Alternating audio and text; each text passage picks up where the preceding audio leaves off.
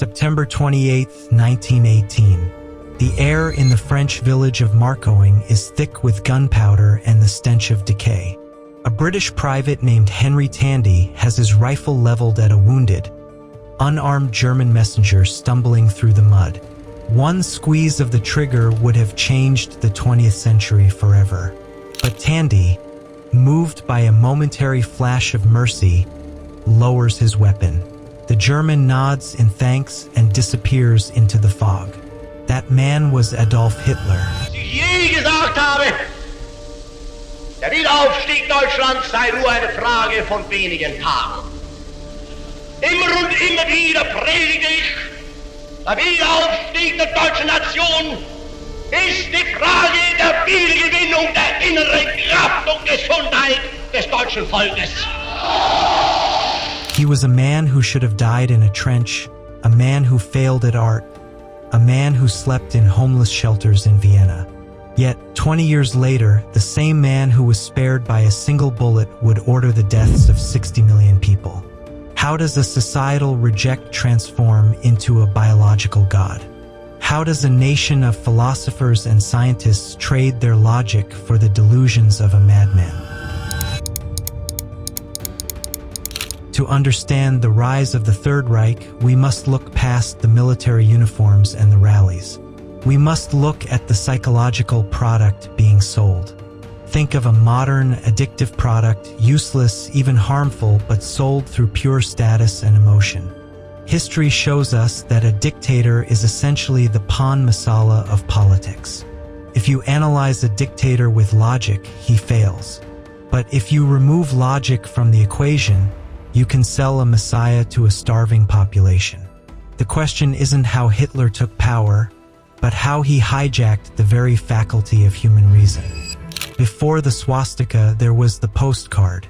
In the bitter winters of Vienna, Hitler lived in a men's hostel, painting cheap architectural scenes to survive. He was rejected twice by the Academy of Fine Arts. This wasn't just a career failure. It was a psychological trauma that birthed a deep-seated resentment against the elite and the intellectual. He realized early on that the truth didn't matter, only the narrative did. In 1923, a biography was released comparing Hitler to Jesus Christ, painting him as Germany's only savior. Decades later, research revealed the ultimate narcissism. Hitler had ghostwritten the book himself, using a friend's name to validate his own myth. He was a master of the ethos or authority, even if that authority was a total fabrication. The atmosphere in 1923 Germany was one of apocalyptic despair. Because of the French occupation of the Ruhr, the German mark collapsed. Visualize a mother burning stacks of currency notes just to boil a pot of water because the paper was worth more as fuel than as money. A single loaf of bread cost 2 billion marks. In this chaos, Hitler applied the Aristotelian principle of pathos, pure emotion. He didn't offer a policy, he offered a villain. He blamed the intellectuals, the international Jews, and the scientists. On May 10, 1933, the escalation reached a symbolic climax. In Berlin's Opera Square, 25,000 books were fed to the flames. These weren't just books, they were the logos, the logic of Germany. Hitler declared a war on science, targeting the greatest mind of the era, Albert Einstein. The Nazi state placed a 5,000 mark bounty on Einstein's head, labeling his genius as Jewish physics. They replaced the theory of relativity with the world ice theory, a pseudoscientific claim that the universe was made of ice. Hitler understood that to be a messiah, he had to be a brand. His iconic mustache wasn't a fashion choice. It was a military necessity. During World War I, he was ordered to trim his bushy mustache so his gas mask could form a seal. He kept the toothbrush look because it was visually striking and easily caricatured. He practiced his gestures for hours in front of a mirror, captured in thousands of private photos by Heinrich Hoffmann. Every hand movement was a calculated trigger for the masses.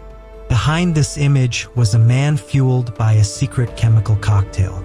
His personal physician, Dr. Theodor Morell, kept the Führer on a regimen of methamphetamines, cocaine, and morphine. The high of the Nazi rallies was, in many ways, a literal drug-induced mania.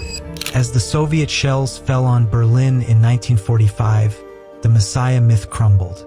But even in death, the mystery was manufactured. For years, Joseph Stalin fueled rumors that Hitler had escaped to Argentina or was living in a secret submarine base. Did the world's most hated man truly vanish?